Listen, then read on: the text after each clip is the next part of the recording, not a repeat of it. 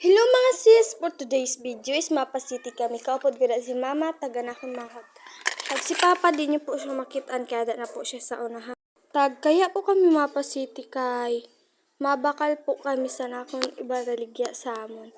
And kay wala man ako sa maisip, ikwento ko na sa iyo akong experience nag-grade 7 po ako. Pagsulod ko pa lang sa gate, naalo ko, damo agad sa mga estudyante. Tapos, pagsulod ko sa room, di ba? May pinsan gali ako dito na kaklase ko, insabihan ko dayon siya na, sarabay kita pagkaraon ha, kay wala ako sang kasabay.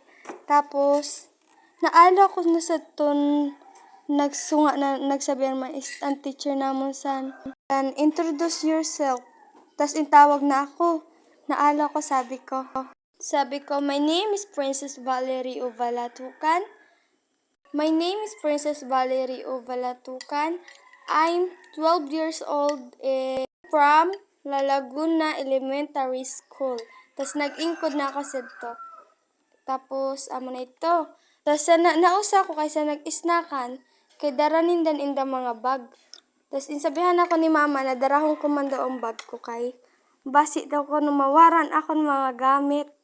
Siyempre, kay tapos na kami sa usad namon subject. Kaya sa advisor namon, Filipino subject. And malipat na kami sa math.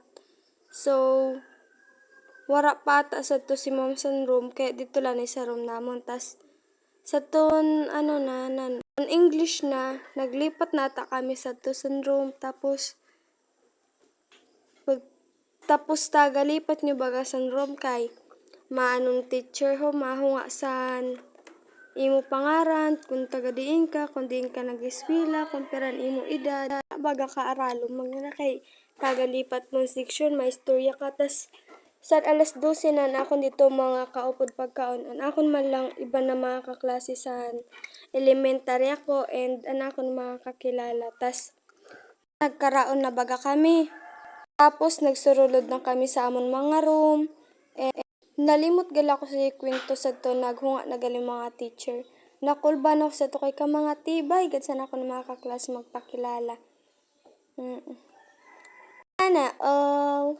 Abangan nyo na ang part 2 sa akong vlog na pagbaligya sa amon, and matapos na gali na akong video, kaya bye-bye! See you!